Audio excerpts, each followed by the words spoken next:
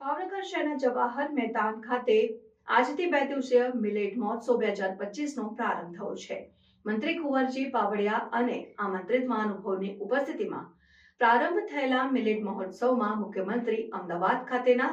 રાજ્ય કક્ષાના કાર્યક્રમથી ઓનલાઈન ઉપસ્થિત રહી માર્ગદર્શન આપ્યું હતું। આજની ભાગદોડભરી જિંદગીમાં લોકો જંક ફૂડ, ફાસ્ટ ફૂડના આદિ બની ગયા છે અને પોતાની તંદુરસ્તી પ્રત્યે ભારે બેદરકારી દાખવી રહ્યા છે, જેના કારણે ડાયાબિટીસ, બ્લડ પ્રેશર, કોલેસ્ટ્રોલ અને કેન્સર જેવી બીમારીઓનો ભોગ બની રહ્યા છે। તેમજ ઘઉં ચોખાનું ઉત્પાદન વધતા લોકો તેનો વપરાશ વધુ પડતો કરતા મિલેટ્સનો ઉપયોગ પણ ઘટતો ગયો હોય ત્યારે સંયુક્ત રાષ્ટ્ર સંઘ દ્વારા વર્ષ 2023ને આંતરરાષ્ટ્રીય મિલેટ વર્ષ જાહેર કરી લોકોને પોતાના સ્વાસ્થ્ય અને તંદુરસ્તીની જાળવણી માટે મિલેટ આહારનો રોજિંદો ઉપયોગ કરવા સૂચન કર્યું, જેના ભાગરૂપે ગુજરાત સરકારના કૃષિ, ખેડૂત કલ્યાણ અને સહકાર વિભાગ દ્વારા મિલેટને પ્રોત્સાહન આપવા મિલેટ મહોત્સવ 2025માં વિવિધ લાઈવ વાનગીઓના ફૂડ કોર્ટ, પ્રદર્શન સ્ટોલ અને નિષ્ણાંતો દ્વારા મિલેટ્સ આહારનું મહત્વ સમજાવીને માર્ગદર્શન આપતા કહ્યું કે મિલેટ્સ આર્થિક અને કૃષિ વિકાસમાં મહત્વની ભૂમિકા ભજવે છે। નાના અને મધ્યમ વર્ગના ખેડૂતો માટે આવકનો સારો સ્ત્રોત છે, જેમાં ખેડૂતો બાજરી, જુવાર, કોતરી, નાગલી, કાંગ, મોરૈયો વગેરેનો સમાવેશ થાય છે, જેની ખેતી ઓછા ખાતર અને ઓછા પાણીથી પરિસ્થિતિમાં પણ સારું ઉત્પાદન મળી શકે છે। વિવિધ મિલેટ્સના ખોરાકમાં ઉપયોગથી કોલેસ્ટ્રોલ, અસ્થિભંગ, ડાયાબિટીસ, બ્લડ જેવા રોગો સામે ભારે રક્ષણ મળે છે અને આ કાર્યક્રમના સ્ટોલમાં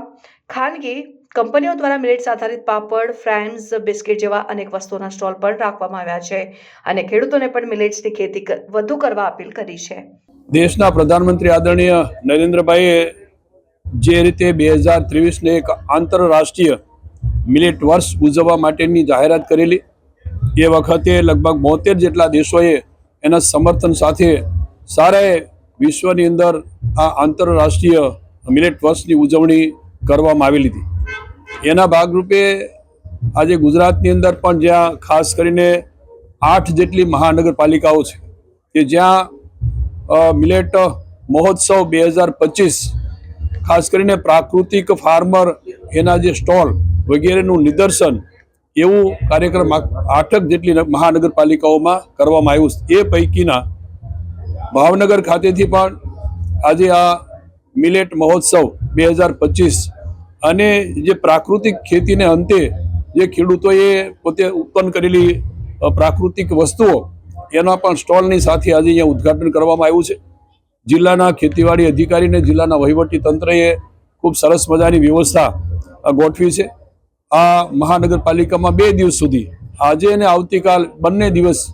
મિલેટ શ્રી અન્નની વિવિધ વાનગીઓ સાથે, વિવિધ પાકોની જણસો સાથે, અનાજોની નિદર્શન સાથેની અહીંયા 2 દિવસ સુધીનો આ કાર્યક્રમ ચાલુ રહેવાનો છે। 2023ની અંદર જે રીતે દેશના પ્રધાનમંત્રી આદરણીય નરેન્દ્રભાઈએ આંતરરાષ્ટ્રીય મિલેટ વર્ષની ઉજવણી કરી હતી, એના ભાગરૂપે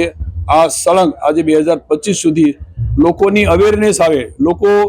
આ મિલેટ શું છે એના વિશે જાગૃત થાય, એનું સ્વાસ્થ્ય જળવાય અને ભવિષ્યની પેઢી પણ એક તંદુરસ્ત પેઢી બને, એના ભાગરૂપે આ